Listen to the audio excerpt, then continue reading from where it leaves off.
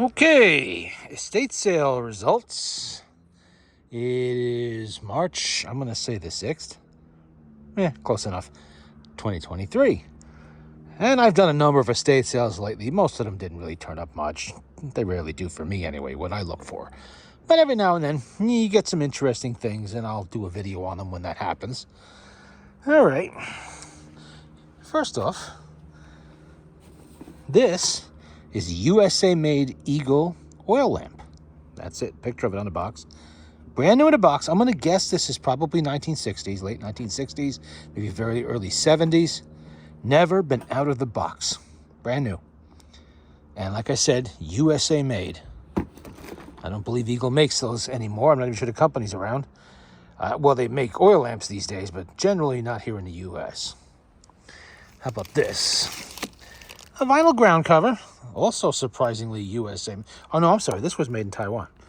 But what caught my eye, Caldors. We had a Caldors here, I'm going to say about 20 years ago. And they disappeared. They went out.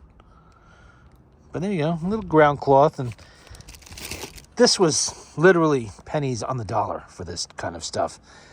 End of the sale, last day of the sale, end of the day kind of, last 3 hours. That's when you get the good deals.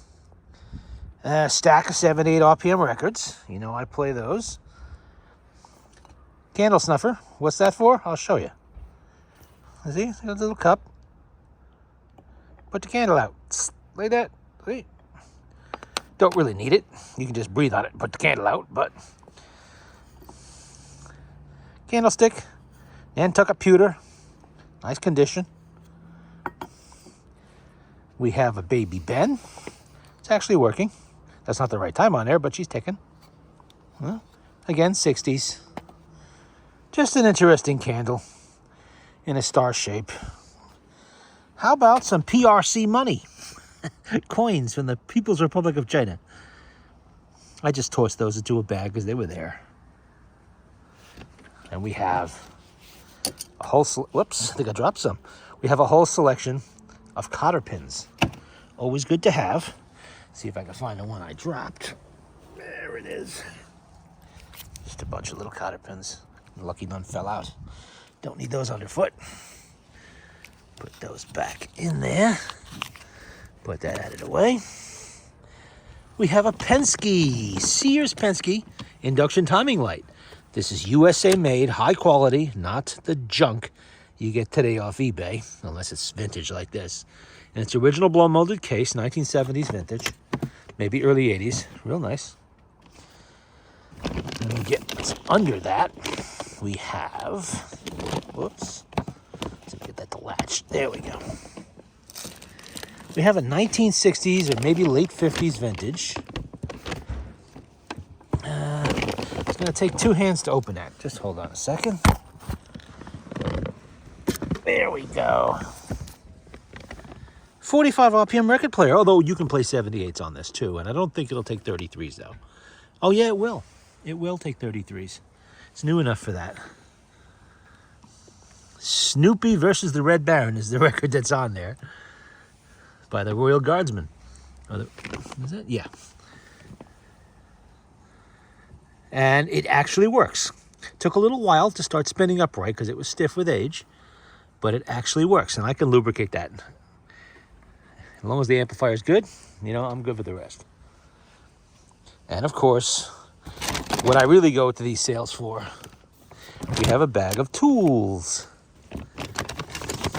That's a Williams wrench. Williams Tool Company. J.C. Williams. J.H. Williams, I'm sorry. Nice heavy-duty clamp. I'm going to clean that up. Nice. Get the rust off it. Paint it up nice and put that in my clamp collection. Let's just gently put that there for a second. We have a selection of stuff like this. I don't know what manufacturer this is yet. I have to clean the rust off first. Just a pair of Lyman Dykes. These are always nice. It's Channel Lock. Really good shape. Now, Channel Lock still makes these. This is the 422. You can still get it from Channel Lock, and if anything was to ever happen to this, Channel Lock would make it good. It's a lifetime guarantee. And my sharp eye detected this lying on the floor. I don't know if you see that. It's a little rusty. That is a Ford. It's a Ford tool. This came from a toolkit that would have been in your Ford automobile from the 1920s or 30s. Probably Model T. Don't know. But I'm going to clean it up, and you can see it was once painted black, and it will be again. Those are usually like, $8 to $10, sometimes a little bit more. This one, underneath all that rust and crud, is actually pretty clean. It's not abused. Not all buggered up. Here's another one, but this is not a Ford one. But still a nice little adjustable wrench there. 1920s or 30s. Bunch of wood handle screwdrivers I'm going to clean up. See if we got any name brands on there. These are always nice. Of course, you can't have enough wire brushes. And we have this. I know I'm going to find a name on there somewhere. This is going to be 1940s, early 1950s. In those days, when you were not a mechanic or just needed to work on something around the house, like on your lawnmower, your washing machine or something, go to the hardware store. They'd sell you something like this. This is not a professional mechanic's tool. It is your basic homeowner type socket set. And it was inexpensive. USA made, of course. That'll clean up nice, and it's a good display on it. It looks nice when it's all cleaned up. Here we have an oil filter wrench. This is not a cheap knockoff made today. See if I can find the name on there. Oh yeah, there it is. Yeah, see that? What does that say? Japan, which is actually a good one. It's not the cheap Taiwanese or Chinese one they make now. It's actually pretty good shape. Always nice to have extras of those. We got some wrenches, a pair of wire cutters. This might be early Craftsman. I have to clean it up to see for sure. Kind of looks like it. Let me see if I can read anything on there. I really can't. You got to get the paint off first, and then we'll figure it out. It's in good shape, not all buggered up. We've got a rigid pipe wrench, the small one. Needs cleaning up, but it's good. Clamp. I always use these. I go through quite a lot of these, actually. Well, I don't go through them. I use them. If you break clamps like this a lot, you're in trouble. You got some problems. And some miscellaneous wrenches, little one. This is West German, actually. Cold War era stuff. A few little odds and ends down here. Think of it as estate sales like this one. All of this stuff was like $2 or $3. It wasn't a lot of money. And of course, I had a lot more stuff in the bag. I think I paid like $10 for the whole bag. And I had a bunch more stuff in there, rags and some supplies and whatnot that I picked up as I was going around.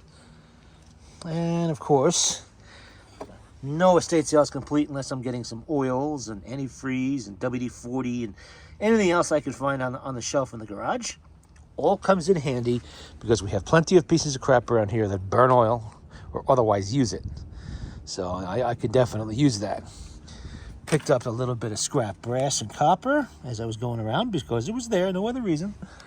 Now I'm not going to use that for anything, just scrap. This is a hasp with a lock that has both keys. It's not an expensive lock, but it has the magic words on it that interested me. It's one of ours. And the company, Walsco. 1960s. That would be 1960s vintage. Oh, yeah. Paperweight. Now, why? I just figured why not. Always fascinates me how they make these things.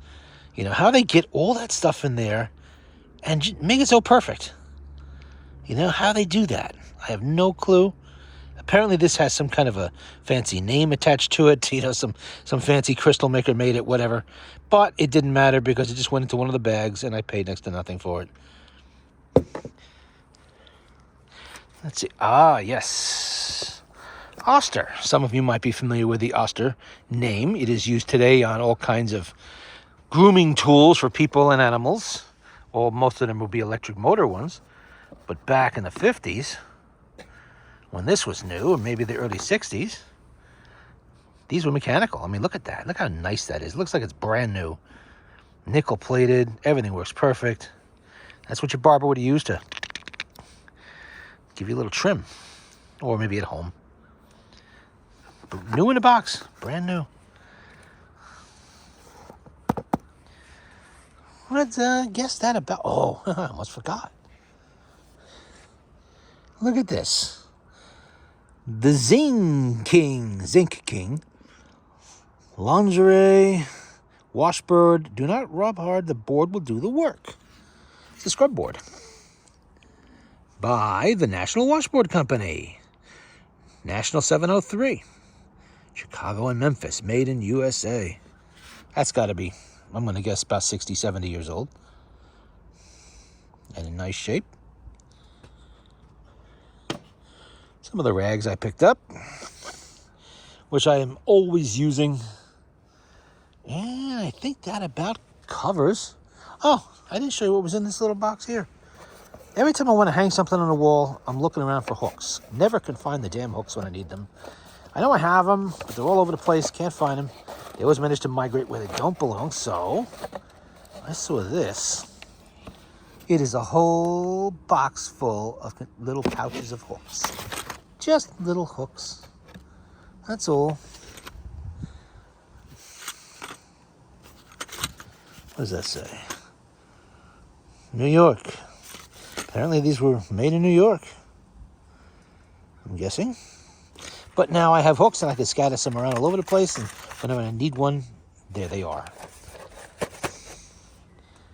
Let's see. Oh, lost some more of the hooks, of the cotter pins rather. I'll put them in later.